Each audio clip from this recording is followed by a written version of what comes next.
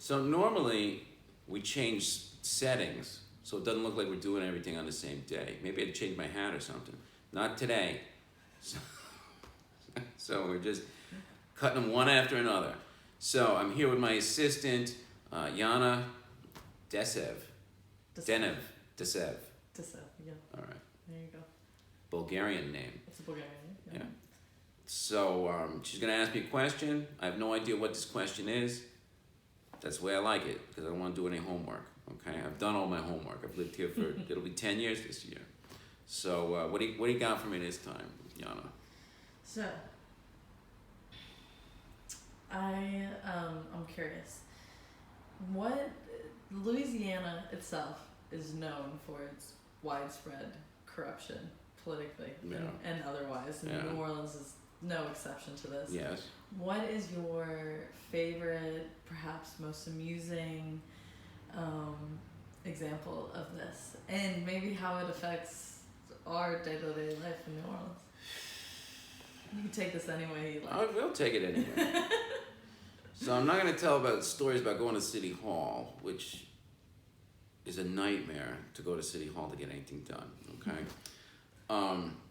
I have not encountered any corruption. Nobody's asked me for a bribe or anything. All right, I'll put it that way. Never.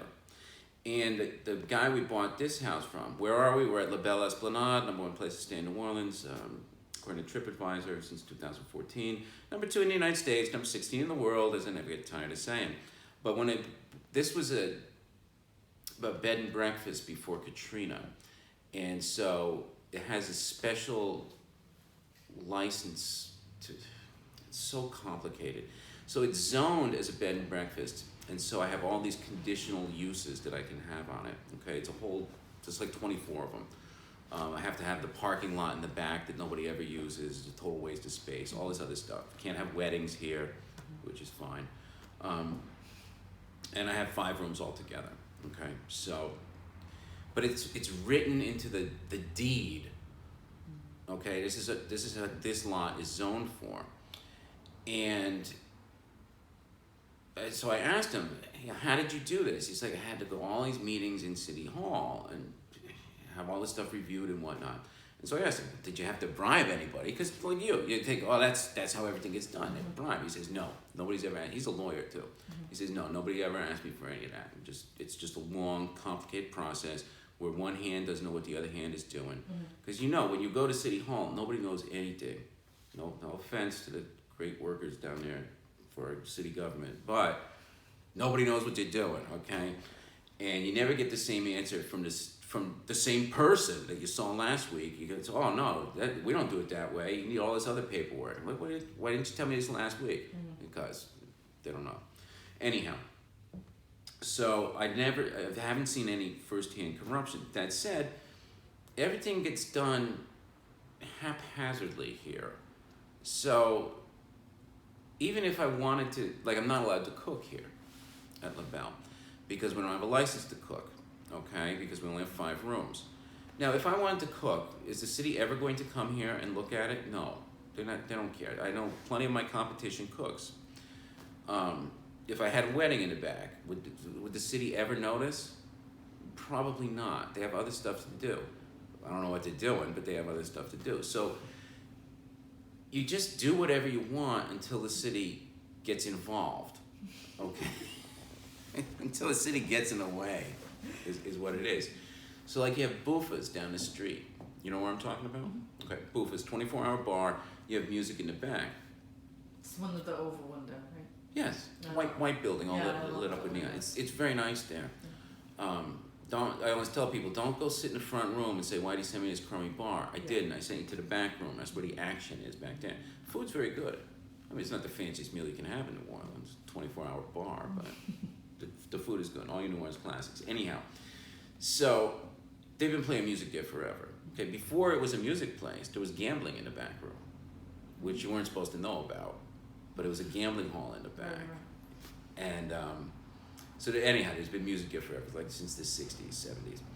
And Sidney Torres, the 4th, he moved next door. He's like, I don't want all this noise. They don't have a permit. How could they be playing music? They don't have a permit. So the city's like, oh, we got to shut this down. And then Boofus is like, we've had music forever. What are you talking about? The same thing happened to the Circle Bar up on this. You know that place? I remember that. Yeah, that was a big deal. And then they're like, well, you have to prove that you've been playing music for 7 years or something. It's like, everybody knows. What's to prove? Right. You know, but they had to go through all this rigmarole to get the permit. The same thing happened like during a second line parade. You know how the guys had the wagon full of beer that they're selling at the end of the parade and whatnot. So the city's like, well, you have to have a permit to sell beer. And then everybody, the second line community is like, what are you talking about? We've been doing this forever. Right. This is our culture. This is always the answer to everything. This is our culture. Get out of the way, city. Do you think that type of mentality holds New Orleans back as a city, as growing economically? You know, that people are so set in their ways that that's what, on one hand, makes New Orleans special, but it also is a I know what you're saying. catch-22 in that sense. It's like people are always amazed that it's all private money that goes into Mardi Gras, right? Because this has nothing to do with corruption, but who cares? Yeah. So the whole year revolves around Mardi Gras, you know that, right? And all year long, everybody's planning for it and getting ready for it and buying the beads and making the costumes and whatnot. And you don't go on vacation because you're in a crew. I'm getting ready for Mardi Gras. We're going to have the best Mardi Gras ever this year, right? That's what they always say every year.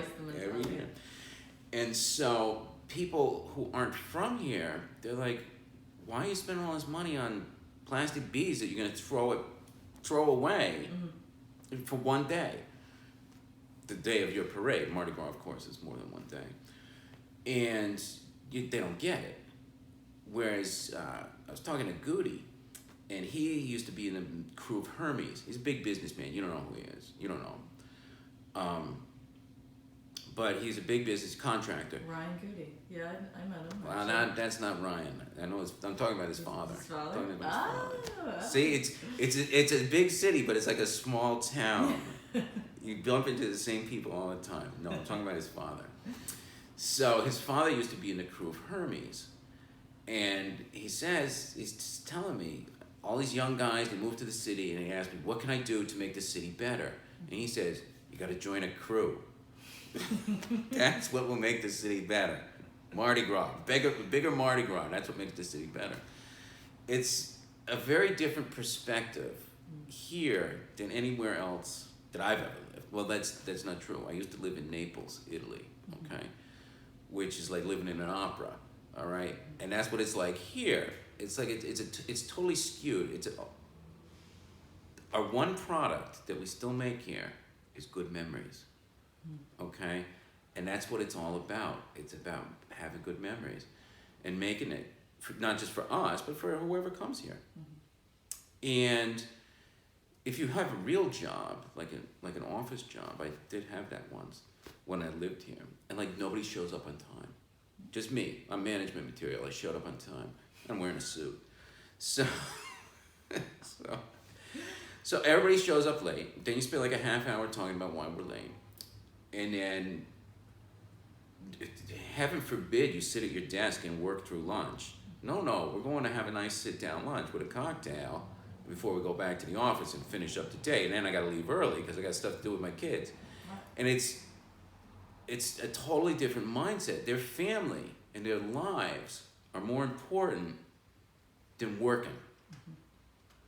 And once I wrap my head around it, that their family and their friends are more important, I'm like, well, I can't really argue with that. You know? So I'm from up north, if you can't tell by my accent, and I mean, it was totally culture shock when I moved here. But now I'm as bad as everybody else. So it gets to you. So I don't know if it's so much corruption as it is, it's just a different mindset. It really, it's nothing happens on time. Nothing works the way it's supposed to. Everything takes longer than it should. It's just the way it is. And you just roll with it, and who cares? It'll be there tomorrow. That's it. So there's our lesson for today.